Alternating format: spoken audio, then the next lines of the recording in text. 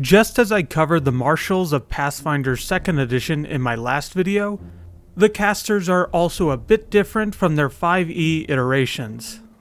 I've played quite a few casters within 5th edition, a level 10 dragon sorcerer chasing his father's legacy, and a level 18 blue dragonborn Tempest cleric who sold essentially magical batteries on top of the storm-horned peaks from his temple. Within Pathfinder 2nd Edition though, I've played a cleric, sorcerer, magus, and druid twice, each of them acting very different from the others in spell prepping and selecting.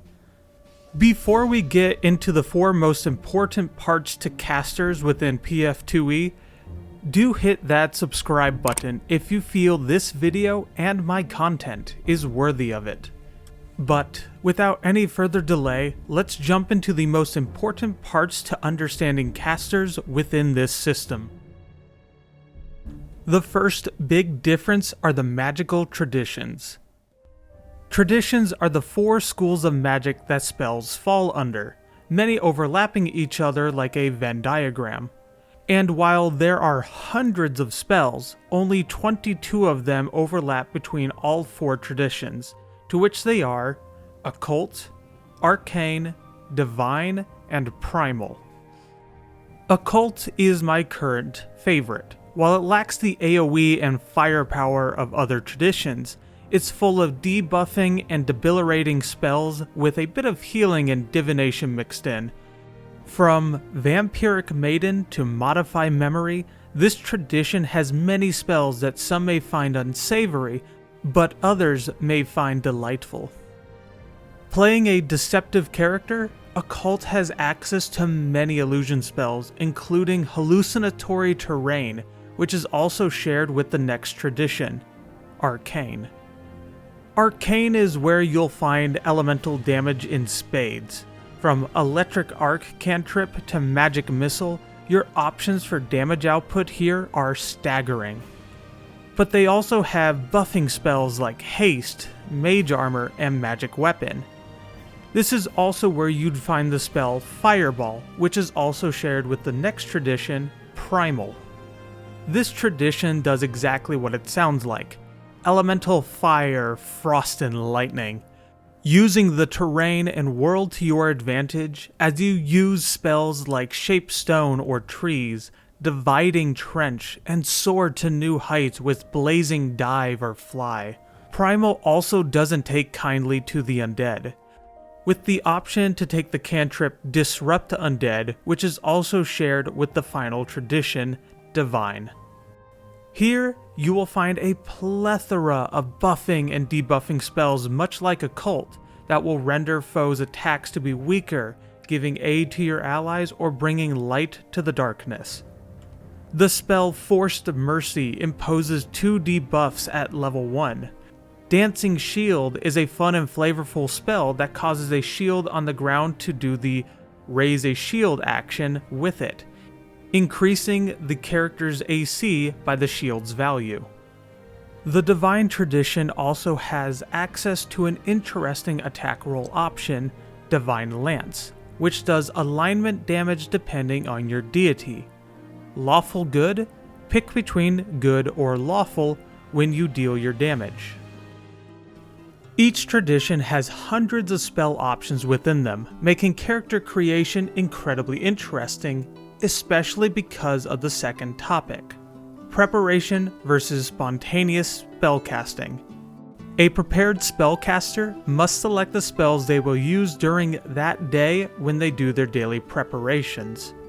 The cleric and druid are both prepared spellcasters, so when you select your 3 level 1 spells, that choice is hard locked until the next day, though some feats allow you to alter the spells selected. These classes also have access to their whole Magical Traditions spell list, so you can take Magical Fang, Heal, and Summon Animal one day, but the next day be Hydraulic Push, Shocking Grasp, and Heal. Wizards and witches are prepared as well, but instead of having their whole spell tradition at their fingertips, it's with the spells they have learned. a more limited selection, but their class abilities can bolster the effects of some of their spells. A spontaneous spellcaster, though, while having much more limited spell list like a sorcerer's, means that they can use all 3 spell slots for the same spell whenever they want. Their spells are limited to what they take when they level up, but it gives them flexibility depending on what the player has selected. In my previous video on how to make a Pathfinder2e character, I made a level 5 sorcerer with an occult spell list who focused on debuffing enemies. Due to my sorcerer's subclass, I inherently got a spell from that predetermined list that suits the flavor of my character, but I also gained 3 other spells for a total of 4 options. So at level 1, I had Illusory Disguise, Agitate, Soothe, and Fear.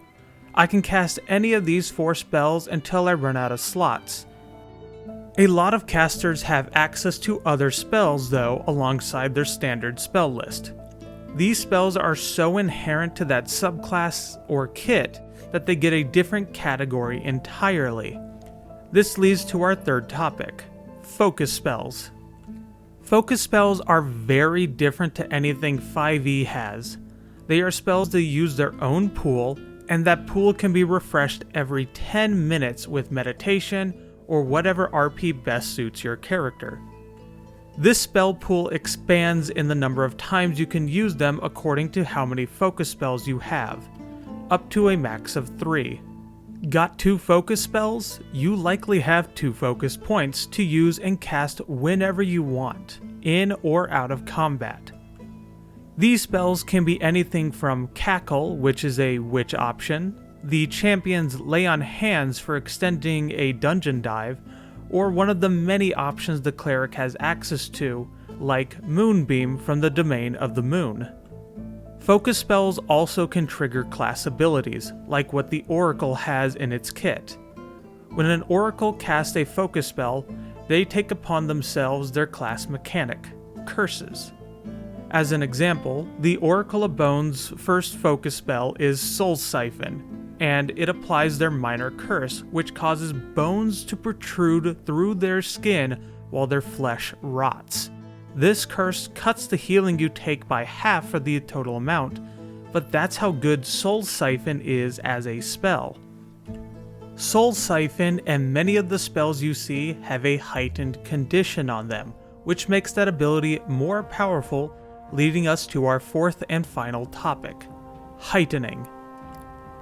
This wording confused me for a long time, but let's break it down to the 2 ways this impacts every spell in the game. Soul Siphon is a focus spell with heightened +1, with an emphasis on the plus sign. So anytime you learn a new level of spell casting, whether it's 2nd level, 5th level, or even 10th level, this spell auto-heightens to that casting potential.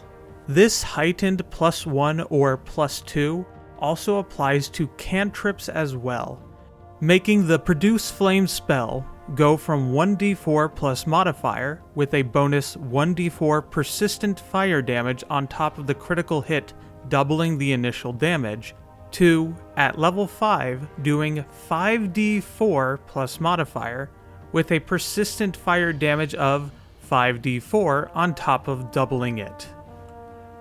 Fireball is also a spell that can heighten, but as a spell that uses a slot to heighten a level 3 spell to level 6, is very similar to how D&D 5e's system works. Fireball, when cast using a 6th level slot, would go from 6d6 damage to 12d6 damage. Some spells heighten at certain levels instead of every level. Detect Magic doesn't become more powerful when you get your 2nd level spell slot, but it does automatically get more potent when you get 3rd and 4th level slots. Bullhorn, a cantrip, goes from a 500-foot distance your voice is audible from to 1,200 feet at 5th level and 1 mile at 7th level. That on top of a frightening auditory threat could leave a whole army demoralized. Between marshals and casters, I honestly cannot tell you one way or another which is more potent. They are all fun equally. Just be sure to understand your character's core kit above all. If you're geared to frighten foes, know everything you can about the frightened condition. Your DM will thank you for this, though it is the second most common condition you will experience. But thank you all for the love and support you've shown me and the Pathfinder 2nd Edition community since the fiasco of another beloved tabletop RPG. I hope one day it is run by those who respect you and the community to the utmost extent, with better monetization options for cool stuff like Lego-like terrain and magnetic minis. But until my next video, which will either cover classes in a condensed manner or back to character designs with token artwork, thank you all for watching.